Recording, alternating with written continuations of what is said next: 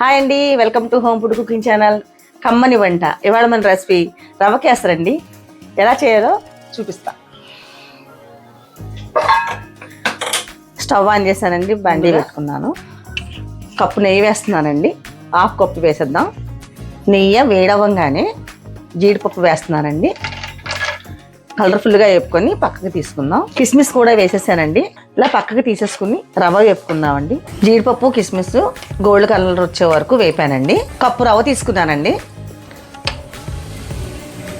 ఈ రవ్వ ఇలా నెయ్యిలో గోల్డ్ రంగు వచ్చే వరకు వేపుకోవాలి. మాడకుండగా ఇలా కలుపుకుంటూ ఉండాలండి.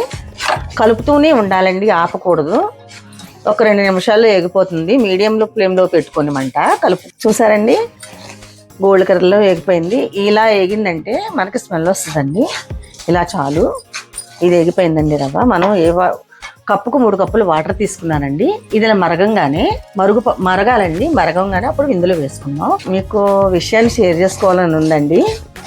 ఏంటంటే, నా వీడియోస్ అన్నీ చూస్తున్నారు కానీ నన్ను సబ్స్క్రైబ్ చేయట్లేదు.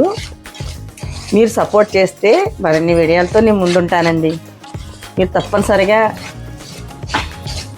తప్పనిసరిగా లైక్ చేయండి, షేర్ చేయండి, సబ్స్క్రైబ్ చేయండి. నీళ్లు మరుగొస్తున్నాయండి. ఇలా మరగంగానే మనం ఏదైతే ముందు వేపు పెట్టుకున్నామో రవ్వ, అది ఇందులో యాడ్ చేసిన వాటర్ ఇందులో వేసేస్తున్నానండి.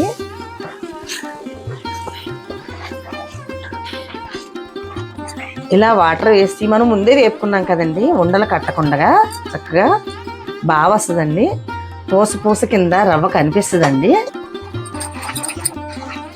ఇప్పుడు వెంటనే కప్పు తీసుకున్నాను కదండి రవ్వ, కప్పు పంచదార వేస్తున్నానండి. ఇంకో పావు కప్పు కూడా వేస్తాను. అంటే కప్పు మీద ఇది వేస్తున్నానండి. స్వీట్ ఎక్కువ కావాలనుకున్న వారు కప్పున్నర వేసుకోండి. లేదంటే కప్పుకు సమానంగా ఉంటుందండి స్వీటు. నేనైనా సరే కొంచెం ఎక్కువ వేసాను. ఇప్పుడు మనం ఇందులో ఫుడ్ కలర్ వేస్తున్నానండి.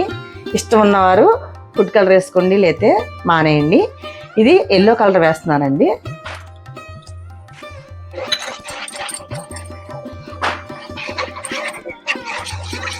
ఇప్పుడు ఉన్న నెయ్యి కూడా, ఇందాక కప్పు నెయ్యి పెట్టుకున్నాం కదండి మనం.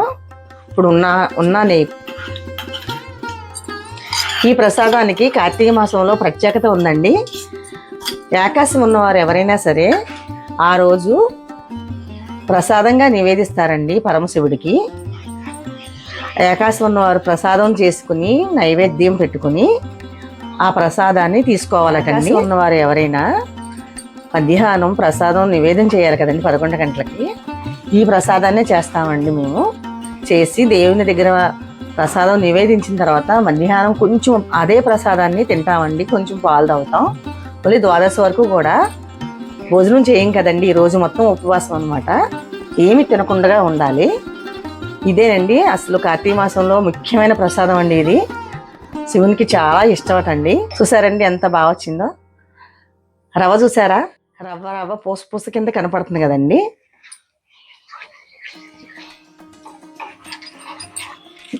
ఇప్పుడు మనం ఇందాక ఏమైతే వేపు పెట్టుకున్నామో డ్రై ఫ్రూట్స్ ఇవన్నీ వేసేస్తున్నానండి.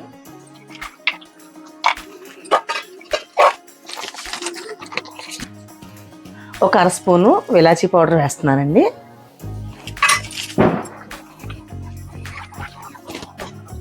నెయ్యి స్మెల్ చాలా బాగా వస్తుందండి. చూసారు కదా, ప్రసాదం చేసినప్పుడు మనం అన్నీ పర్ఫెక్ట్గా చేసుకుంటే కరెక్ట్గా వస్తుందండి. ఏదైనా నేను చేసిన పాళ్ళలో మీరు చేసి చూడండి. మీకు ఎలా వచ్చిందో నాకు ఫోటో పెట్టండి కామెంట్ బాక్స్లో. మర్చిపోవద్దు. నా వీడియో చూసిన వారు ప్రతి ఒక్కరు కూడా లైక్ చేయండి, షేర్ చేయండి, సబ్స్క్రైబ్ చేయండి, బెల్ ఐకాన్ నొక్కండి. నా వీడియోస్ అన్నీ మీకు వస్తాయండి. అయిపోయిందండి రవ్వ కేసరి. చూసారా ఎంత బాగా వచ్చిందో. Stove off చేసేస్తున్నానండి.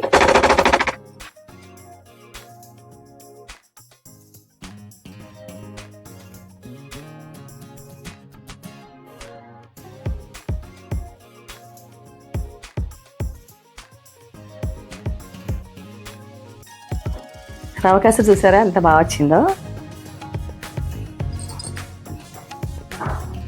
టేస్ట్ చేస్తానండి.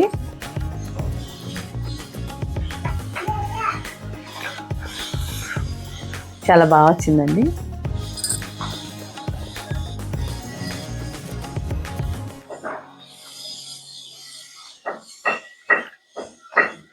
సాఫ్ట్గా చాలా బాగుందండి. నేను ఎలా చేశానో మీరు సేమ్ అలా ట్రై చేయండి. మీకు ఎలా వచ్చిందో నాకు పోస్ట్ చేయండి. లైక్ చేయండి, షేర్ చేయండి, సబ్స్క్రైబ్ చేయండి. బెల్ ఐకాన్ మట్టుకు క్లిక్ చేద్దాం మర్చిపోకండి. Thank you. నెక్స్ట్ వీడియోలో కలుద్దాం.